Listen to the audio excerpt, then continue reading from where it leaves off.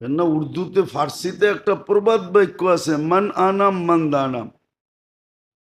প্রত্যেক ব্যক্তি নিজেকে নিজে ভালো চিনে। নিজেকে নিজে না চিনে না? হুম, নিজেকে নিজে ভালো চিনে। এই জন্য নির্জনতার রাত্রি, নির্জনে বসো, এবাদত বন্দিগিও করো, আবার কান্না কাটিও করো, দোয়া ইস্তেগফার করো, দোয়া ইস্তেগফার করো, চুপে চুপে নফল। এটা নফল আবাদত যদিও বটে, নফল আবাদত যদিও বটে, কিন্তু অনেক সময় নফলটা আসলের চেয়ে বেশি হয়ে যায়। হুম, কি কোন? হোটেলে বইয়া প্রথম কিনলে তারপরে 3বারও গ্যারাফি লওয়ান যায়। গ্যারাফি বোঝেন? হুম, মনে হয় বোঝেন না। গ্রাম্য শব্দ তো নাও বুঝতে পারেন, ঠিক না? আরে বোঝেন কি? ফাও, ঠিক না? হুম, তখন দেখা যায় আসল যেটুক লইছেন ওর চেয়ে কয়েক গুণ বেশি হয়ে গেছে। কিন্তু প্রথমটা আপনাকে কিনতে হবে, প্রথমটা। ঠিক এরকমই নফল, কিন্তু অনেক বড়, অনেক অনেক বড়। এই জন্য এই রাত্রে কবরে যাওয়া জরুরি না, কবরস্থানে যাওয়া জরুরি না, কবরস্থানে যাওয়া জরুরি না। বরং যেই পরিস্থিতি এখন দাঁড়াইছে এতে না যাওয়াটাই উত্তম। যেই পরিস্থিতিটা এখন দাঁড়াইছে না যাওয়াই উত্তম, না যাওয়া চাই। বরং নির্জনে বৈশা এবাদত বন্দেগী করা, জিকির করা, তেলাওয়াত করা, আর দোয়া আর কান্নাকাটি করা। আরেকটা, মুর্দাদের জন্য মাপ চাওয়া, মুর্দেগানদের জন্য খুব আল্লাহর কাছে চাওয়া, কিন্তু একা একই নির্জনতার মাধ্যমে, হই হুল্লা না। আমি বললাম না, রাগ হয়ে গেলেন কিনা আপনারা, যে বরাতরে বানায় ফেসি বারাত, লাইলাতুল সবে বরাত এখন সবে বারাত হয়ে গেছে, চলনের রাত্রি। আর যত প্রথা শ্রোতা আছে এগুলা কিচ্ছু নাই, এগুলো সব মানব রচিত, শয়তানের পক্ষ থেকে নির্ধারিত, যার জন্য বাঁচা চাই। আর দিনের বেলা রোজা রাখা নফল, রাখতেও পারেন নাও রাখতে পারেন। এমনি তো রমজান মাসে, শাবান মাসে আল্লাহর রসুল সাল্লাল্লাহু আলাইহি ওয়াসাল্লাম সবচেয়ে বেশি রোজা রাখতেন। রমজানের পরে এত বেশি রোজা কোনো মাসে রাখতেন না, শাবানে যত রোজা রাখতেন। আরেকটা মাসেও, মহররম মাসে খুব রোজা রাখতেন। আপনি নফল রাখতে পারেন।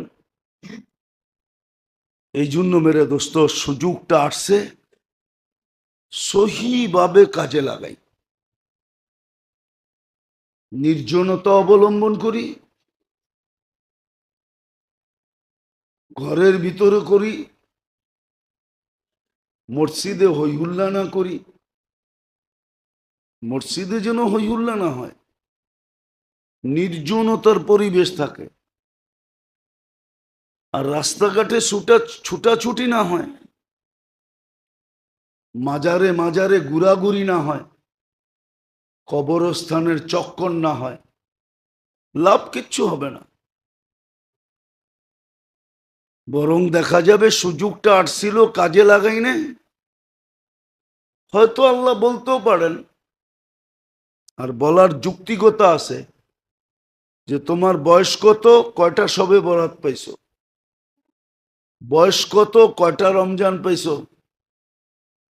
বয়স কত, কয়টা লাইলাতুল কদর গেছে? একটা ধরলেই তো হইতো। একটাই তো এনাফ ছিল না? না ছিল না? হুম। এক লাইলাতুল কদর 83 বছর। 83 বছর বাঁচে কে? এক সবে বরাত ধরলেই তো মাগফিরাত হইতো। আর আল্লাহ যাকে একবার মাফ করেন তাকে দ্বিতীয়বার শাস্তির যোগ্য বানান না। এটা আল্লাহর সিস্টেম। এটা দুনিয়ালাদের মতন না। বহিষ্কার করে চিঠি দিয়ে আবার ডাইকা আইনা আবার কি করে? হুম হুম। বহিষ্কার করে চিঠি দিয়া, ঠিক না? আবার চিঠি দিয়ে পদের অধিকারী বানায়। বহিষ্কার করলো চিঠি দিয়ে, আবার সদস্য বানাইলো চিঠি দিয়া, ঠিক না? মানুষের মতো না। আল্লাহ তো যাকে মাফ করেন চিরদিনের জন্য করেন, ওকে আর কখনো শাস্তির যোগ্যই বানান না। এটা আল্লাহর নীতি না, রীতি না। আল্লাহ তো মানুষের মতো না, ঠিক না? না মানুষের মতো? এগুলোই আল্লাহ আমাকে প্রমাণ দাঁড় করাইতে পারে যে তুমি কত বৎসর ছিলা, কয়টা সবে বরাত ছিল, কয়টা লাইলাতুল কদর ছিল, দেখাও আমল নামায় আছে কিনা। একটা থাকলেই তো গুটি লাল। হুম। এই জন্য মেরে দোস্ত খুব সতর্ক থাকা চাই। কেননা এই রাত্রে শয়তান বন্দী হবে না। রমজানে হবে মানি, কিন্তু এই রাত্রে শয়তান কি হবে না? বন্দী হবে না। বরং দেখা যাবে এই রাত্রে শয়তানের জোর সোর সারা বৎসরের চতা বেড়ে যাবে। কি? শয়তানের তৎপরতা বাড়বে। হ্যাঁ, আবার বিশেষ বাহিনী নিয়ে বাড়বে। ময়দানে নামবে তো বিশেষ বাহিনী নিয়ে নামবে। কিন্তু একটা, যদিও রহমতের রাত, যদিও মাগফিরাতের রাত, কিন্তু কিছু লোককে আল্লাহ এই রাত্র মাফ করবেন না যদি মনের থেকে তওবা না করলেন। হুম। এই জন্য সহজ পদ্ধতি, সূর্য ডুবার আগেই 2-4 বার বইলা ফেলেন। 2-4 বার মনের থেকে আস্তাগফিরুল্লাহ আল্লাযী আস্তাগফিরুল্লাহ মিন কুল্লি যামবিন ওয়া আতুবু ইলাইহি। আস্তাগফিরুল্লাহ মিন কুল্লি যামবিন ওয়া আতুবু ইলাইহি। কি বলতে পারেন না? আস্তাগফিরুল্লাহ মিন কুল্লি যামবিন ওয়া আতুবু ইলাইহি। লা হাওলার দরকার নেই, এতটুকুই বলেন, সব গুনার থেকে মাপ চায়া ফেলেন। তাহলে হইতে পারে ওই 5টাও এটার ভিতরে ঢুকা যাবে। 5টাও এটার ভিতরে ঢুকা যাবে। মাপ চান আল্লাহর কাছ থেকে। এই উম্মতকে বড় অস্ত্র দিছিলেন। অ্যাটম বোমার কি বড় অস্ত্র? হুম। পরমাণু বোমার কি বড় অস্ত্র? এর চেয়ে বড় অস্ত্র এই উম্মতকে আল্লাহ দিছিলেন তওবা ইস্তেগফার। এই জন্যই তো আমরা পায়ে হাত দিয়ে বলি যে কমসে কম 2 বেলা তওবা করেন ঘুমানোর আগে। এই ভাইবা যে উঠলে সকাল, না উঠলে পরকাল।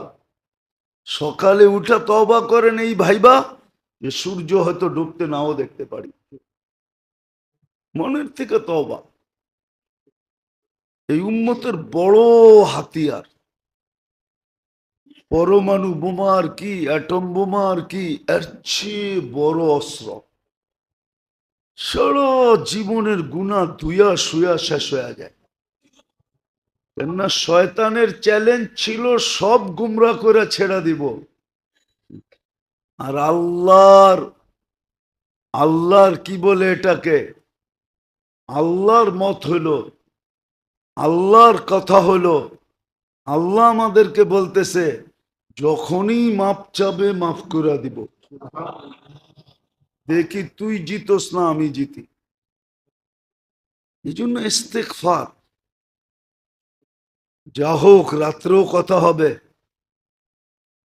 কিন্তু এতটুক জানেন যে সূর্য ডুবার আগে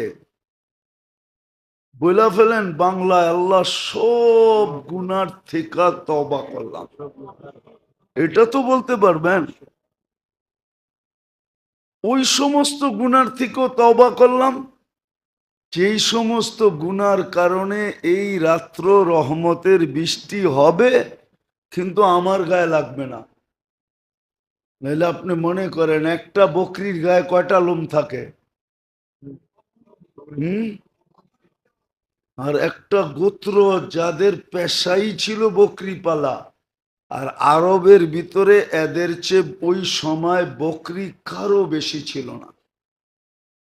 পুরা সমগ্র বকরির গায়ে যত লোম, অত মানুষকে আল্লাহ মাফ করবেন। তাইলে আপনি সমস্ত গুনার থেকে তওবা করেন, করবেন তো? হ্যাঁ, এই রাত্রটাকে মুক্তির রাত্র হিসাবে কাটান, চলনের রাত্র হিসাবে কাটায়েন না। না নিজে কাটান, না সন্তানদেরকে উদ্বুদ্ধ করেন। কিচ্ছু করতে পারেন না, তাইলে একটা পদ্ধতি আছে, এশার নামাজ বাজামাত পড়া নাক টাইকা ঘুমায়া যাবেন। ফজরের নমাজটা আইসা বাজমাত পড়েন, তাইলেও আপনি বঞ্চিত হবেন না। তাইলেও আপনি বৃষ্টি যখন মুষলধারে হয়, তোর যে রোডে থাকে ও তো ভিজেই, ঠিক না? আর যে রাস্তা দিয়ে হাঁটে ওর পায়ে হইলেও পানি লাগে। বিদায় আপনি এশার নামাজ বাজমাত পড়েন, ফজর নামাজ বাজমাত পড়েন, তারপরেও এটাকে ইয়ের রাত্র বানায়েন না। কি চলনের রাত্র বানায়েন না, চলনের রাত্র বানায়েন না। ও তো একজন কর্মচারী, ঠিক না? চেতে না মালিকের কান বড়ে না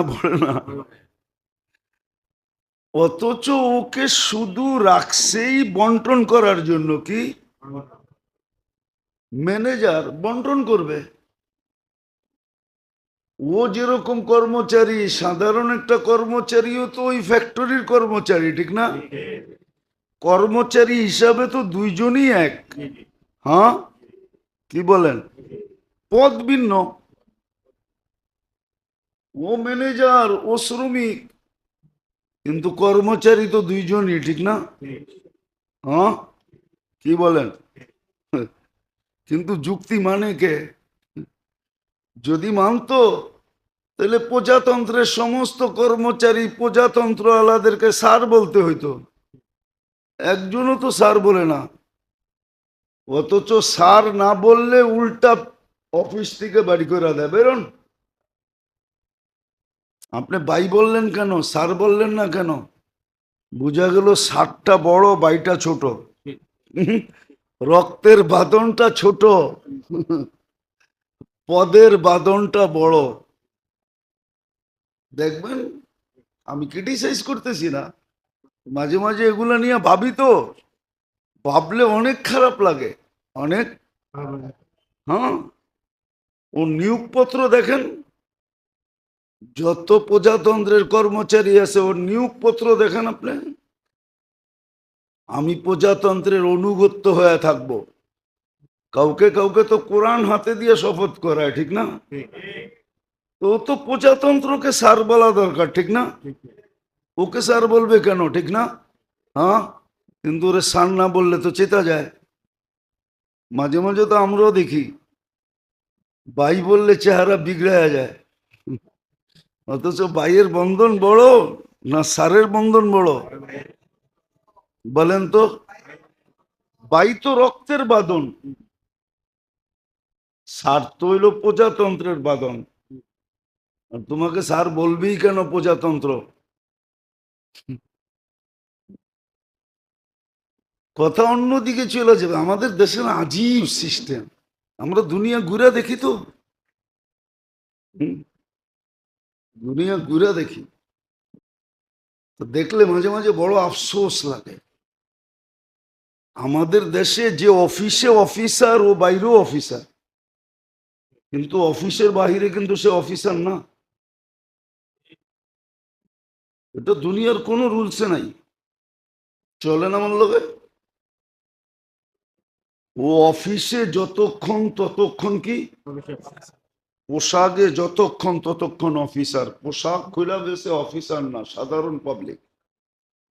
কিন্তু আমাদের দেশে এটা মানে না, মানাই নাই প্রথম থেকে। না মানাইতে না মানাইতে এমন হয়েছে, এটা তো আপনাদের সামনে প্রস্ফুটিত, ঠিক না? অতীতটা সবার সামনে প্রস্ফুটিত।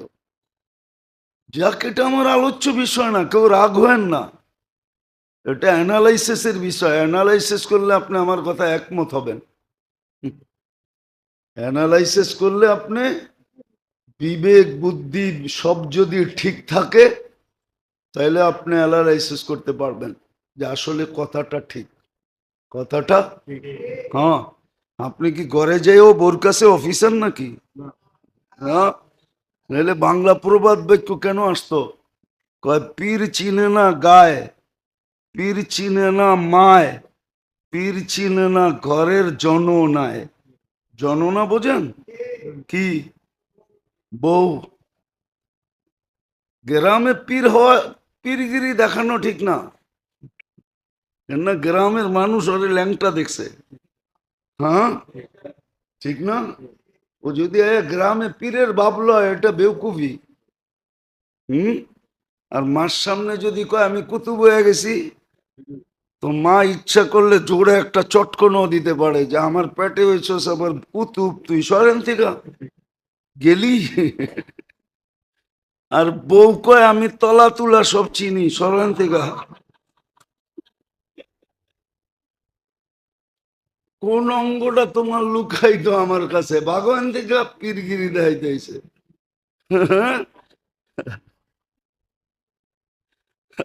বুঝানোর জন্য বলতেছি, হাসানোর জন্য না। কেমন যে পিকুলিয়ে সমাজ হয়ে গেছে, আল্লাহ মাফ করুক আমাদেরকে। তো এটাও আল্লাহর এহসান, দয়া। নাইলে আপনার উপরে বাজেট ব্যয় করবে ডেলি কোটি টাকা, আর আপনি আল্লাহর বিরুদ্ধে চলবেন। দয়া যদি না থাকতো, তাহলে এক শ্বাস নিতে দিতেন না, জাগারটা জাগায় সাইজ। এই জন্যই তো আল্লাহ এক জায়গায় বলছেন লাউ আমার তুল আরদা লাত্তাল আতকাফি বাতনিহা, আমি জমিনকে হুকুম দিতে দেরি, তোকে সাইজ করতে দেরি করবে না। লাউ আমার তুল বাহরা লা আগরাকাত কাফি কারিহা, সমুদ্রকে হুকুম দিতে দেরি, তোকে তলদেশে নিতে দেরি করবে না। লাউ আমার তুল মালাইকা লা আহলাকাতকা, ফেরেশতাকে হুকুম দিতে দেরি, জাগারটা জাগায় সাইজ করতে দেরি করবে না। কিন্তু পারি না কেন? সাবাকাত রহমতি আলা গাদাবি, আমার রহমত প্রবল, রহমত আগে। তো নেয়ামত হিসাবে লাইলাতুল বারাত আসছিল। এটা অনেক নামে নামকরণ, একটা নামে না। আছে আমাদের সমাজে কিছু লোক আছে যেটাকে একবারে উড়ে দিতেছে। নিসফুম মিন শাবান, এটাকে কি করতেছে? উড়ে দিতেছে, কিচ্ছু নাই। মৌজু, আসলে জয়ীফ হাদিসকে মৌজুর সাথে মিলানো, এটা কোনো নিয়মে কানুনে নাই। হ্যাঁ, জয়ীফ মানি, কিন্তু মন গড়ত না, বানানো না। কি না? বানানো না। একদল আছে এটাকে বানানোর সাথে মিলায়া এটাকে উড়াইয়া দেয়। আছে আমাদের দেশে একদল আছে যারা এটাকে কি করে দেয়, উড়ায় দেয়, উড়ায় দেয়, উড়ায় দেয়। উড়ায় দেওয়া ঠিক না। আবার যেই প্রচলন আছে বরাতরে বারাত বানায়া করা, এটাও ঠিক না। চলন বালায়া করো কিনা, ঠিক না। এটা চলনের রাত্র না, ছুটাছুটির রাত্র না, হই হুল্লার রাত্র না, মাজার সাজারের রাত্র না, কবরস্থানের রাত্র না, পাকানের সাকানের রাত্র না, লাইটিং সাইটিং এর রাত্র না, বিরানি শিরানির রাত্র না, এটাই রাত্র না। হ্যাঁ, এটা না মুক্তির রাত্র বটে, মুক্তির রাত্র বটে। নাহলে আল্লাহ রসুল কেন বলতেন এত লোককে আল্লাহ মুক্তি দেন? আরবে এক কবিলা ছিলেন বনু কালব, ওদের পেশাই ছিল বকরি পালা। ওই যুগে সবচেয়ে বেশি বকরি ওরাই পালতো, ওদের পেশাই ছিল বকরি পালা। আল্লাহ রসুল বলছে ওই গোত্রে যত বকরি আছে আর এর গায়ে যত লোম আছে সমপরিমাণ লোককে আল্লাহ জাহান্নাম থেকে মুক্তি দেন, যদি সে মুক্তি চায়, যদি সে মুক্তি চায়, মুক্তি চায়, মুক্তি চায়, যদি সে মুক্তি চায় তাহলে আল্লাহ তাকে মুক্তি দিবে। তো এটা রহমতের রাত্রি আর মুক্তি পাওয়ার রাত্রি। মুক্তি পাওয়ার রাত্রি, রহমতের রাত্রি। আল্লাহর রহমতের দৃষ্টি আসে সূর্য ডুবার থেকে নিয়ে সুবে সাদেক পর্যন্ত, এবং আল্লাহ মুক্তি দেন এই রাত্রে। এই জন্য এই রাত্রের করণীয় সবচেয়ে বড় হলো এই রাত্রের নির্জনতা। কি নির্জনতা? প্রত্যেকটা মুহূর্তই কিন্তু নেয়ামত,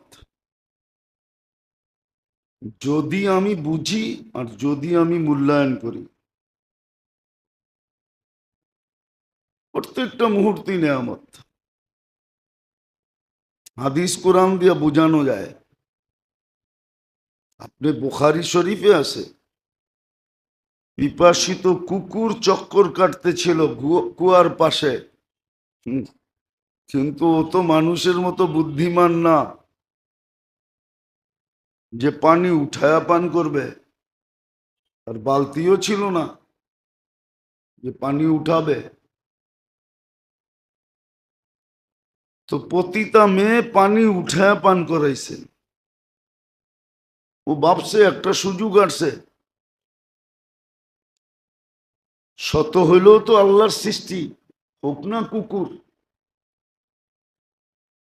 তো নিজের জুতা খুইলা ওড়না দিয়া বাইন্দা পানি উঠায়া কয়েক ফোঁটা মুখে ঢেলা দিছে। আল্লাহ তার পিছনে সব গুনাহ মাফ করে দিছেন, জান্নাত দিয়া দিছেন। ও ভাবতে পারতো যে কুকুরই তো, মরলে কুকুর মরবে, ঠিক না? কি বলেন? হ্যাঁ, বরং একটা কমবে। কিন্তু সুযোগ আসছে, কাজে লাগায় দিছে। এটা সত্য, হাদিসে ঘাটলে বোঝা যায় যে এই মেয়ের কোনো সোয়াবের ধারণাই ছিল না,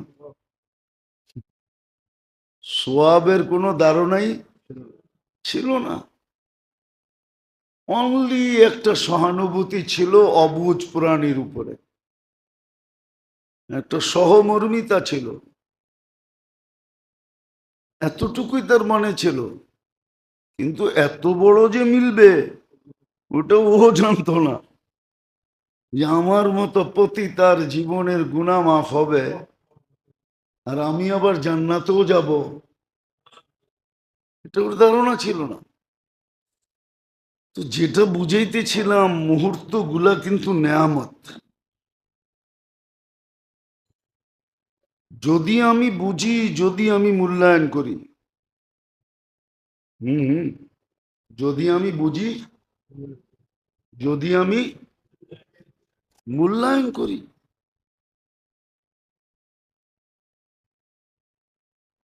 আর যদি বুঝলাম না, মূল্যায়ন করলাম না, তাহলে তো সময়, সুযোগ আর সময় আমার জন্য অপেক্ষা করবে না। কেননা সময় কারোর জন্য অপেক্ষা করে না, এটাই চিরাচরিত সত্য। মানুষ সময়ের অপেক্ষা করে, এটা ঠিক আছে। 3 ঘন্টা আগে যে এয়ারপোর্টে বসে থাকে, ঠিক না? হুম, স্টেশনে গাড়ি ছাড়ার আগে যে বসে থাকে। তো মানুষ সময়ের অপেক্ষা করে, কিন্তু সময় মানুষের অপেক্ষা করে না। এরকম সুযোগও, মানুষকে সুযোগ তালাশ করে নিতে হবে, সৎ ব্যবহার করতে হবে। সুযোগ কিন্তু কারো অপেক্ষা করবে না। আর এটাও সত্য, একটু আগেই বলছিলাম, সুযোগের সৎ ব্যবহার না হইলে সুযোগ আমাকে কাঁদাবে, সুযোগ আমাকে নিঃসন্দেহে কাঁদাবে। এই জন্য কোরআনে অনেক জায়গা আছে, ইয়া লাইতানি, ইয়া লাইতানি, এটা আফসোসের শব্দ। হায় যদি, হায়, হায়টা হইল আফসোসমূলক শব্দ। হায় যদি, হুম, ইয়া লাইতানি ইত্তাখাযতু মা'আর রাসূলি সাবিলা, ইয়া লাইতানি ইত্তাখাযতু ফুলানান খলিলা, ইয়া লাইতাহা কানাতিল কাদিয়া। তো এরকম ইয়া লাইতানি বহুত জায়গায় আছে কোরআনে, আফসোসের কারণ হবে। ঠিক সবে বরাতটাও আল্লাহর কাছ থেকে বিরাট বড় একটা সুযোগ, কিন্তু আফসোস, ছিল বরাত, বানায় নিছি বারাত। ছিল মুক্তির রাত, কিন্তু বানায় নিছি কি, চলনের রাত। এই জন্যই তো মসজিদ সাজে, বাত্তি সাত্তি বিরানি শিরানি, ঠিক না? হই হুল্লা, রাস্তা ঘাট উত্তপ্ত, মাজার সাজার, কবরস্থান, হুম। অথচ শবে বরাত কি আল্লাহর রসুলের 23 বৎসরে একবার আসছে? কয়বার আসছে? হ্যাঁ, আল্লাহর রসুল তো কবরস্থান গেলেন 23 বৎসরে একবার। আপনি প্রত্যেকবার যান কেন? হ্যাঁ, বুঝান যুক্তি দিয়া। একবার গেছে, আপনি তো প্রত্যেকবারই যান। তা বাড়িতে বসে মুর্দার জন্য দোয়া করলে পচবে না? না পচবে না? হ্যাঁ, না লেখা আছে সবে বরাতে পচবে না? হুম, কি কয় হুজুরে? লেখা আছে সবে বরাতও পচবে। তো ছিল বরাতের রাত্রি, বানায় নিছি বারাতের রাত্রি, চলনের রাত্রি বানায় নিছি। আর এটাও আল্লাহর এহসান। নিসফ মিন শাবান, এক রাত্র আল্লাহ দিছেন, যেই রাত্রে আল্লাহ সৃষ্টির দিকে রহমতের দৃষ্টিতে দেখেন, রহমতের দৃষ্টিতে দেখেন, পুরো সৃষ্টির উপরে এক বিশেষ রহমতের সৃষ্টিতে দেখেন। এমনিই তো আমাদের প্রতি আল্লাহ সদা সর্বদাই রহমতের দৃষ্টিতে দেখেন। যদি রহমতের দৃষ্টিতে না দেখলো তাহলে জানি না বুঝবেন কি বুঝবেন না। আপনার পিছনে ডেলি কোটি টাকা বাজেট ব্যয় করে, আল্লাহ কিন্তু আমাদের পিছে ডেলি কোটি টাকা বাজেট ব্যয় করে। কোটি আমি কম বললাম। হুম। যদি বর্তমান বিজ্ঞান আর প্রযুক্তির সাথে মিলাই তাহলে আরো বেশি হবে। যদি এই দেহের প্রত্যেকটা অঙ্গকে প্রযুক্তি দিয়ে চালাইতে হতো বা বিজ্ঞানের আলোকে চালাইতে হতো তাহলে কিন্তু বিজ্ঞান লাগো চড্ডি বড্ডি গোল হয়ে যেত। চড্ডি বড্ডি বুঝেন? হুম। ওগো সবকিছু গোল হয়ে যেত। কেন এত বিল আপনি দিতে পারতেন না? এত বিল আপনি দিতে পারতেন না। সাধারণত কিডনি ডায়ালিসিস কয় টাকা বিল? হ্যাঁ, নর্মাল জায়গায় করলে কত? কত?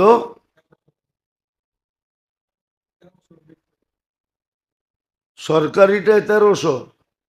আচ্ছা 36 দিয়ে গুণ দেন। দেন না, মোবাইল তো আছে, লোকে দেন। মেনে নিলাম আপনারটা, দেন।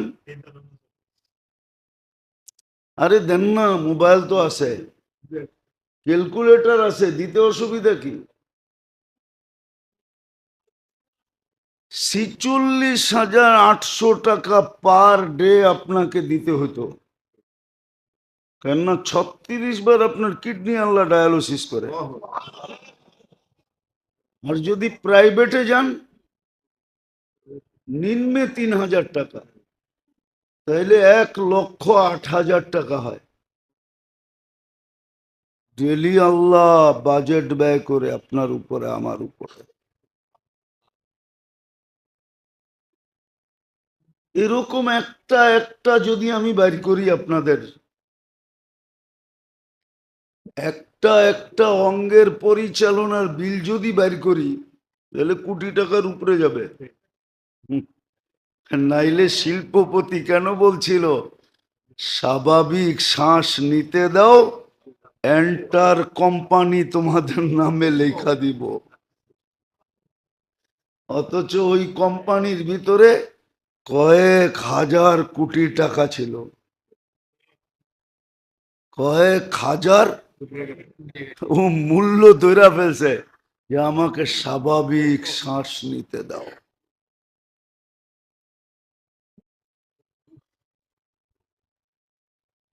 স্বাভাবিক শ্বাস নিতে দাও। আল্লাহর এহসান এটা, আল্লাহর এহসান যে আপনাকে সুযোগ দিছেন, নিজেই দিছেন, নিজেই দিছেন। আর এটা যুক্তিসঙ্গত, কোনো অযৌক্তিক না। হ্যাঁ, যদি সঠিক মূল্যায়ন করা হয় তো এই রাত্রে আল্লাহ সৃষ্টির উপরে রহমতের দৃষ্টি, রহমত ডেলি দেন, এটাই বুঝাইতেছিলাম। সদা সর্বদাই রহমত বর্ষণ করেন। এই জন্যই আল্লাহ বলছে আমার রহমত যদি প্রবল না হতো তাহলে আমি তোমার পিছনে কোটি টাকা ডেলি ব্যয় করি আর তুমি চলবে আমার বিরুদ্ধে, মানবে না আমার কথা। বলেন, কারো পিছে যদি কেউ কিছু খরচ করে ওর বিরোধিতাও মানতে পারে না, ঠিক না? হুম, মানে আচ্ছা, ম্যানেজার, কোনো কোম্পানির ম্যানেজার, সেই তো কোম্পানির লোকের বেতন সেতন দেয়, ঠিক না? কিন্তু ওর জ্যাবের থেকে দেয়? কার থেকে দেয়? হ্যাঁ, কিন্তু ওর বিরোধিতা করলো তো চেতে।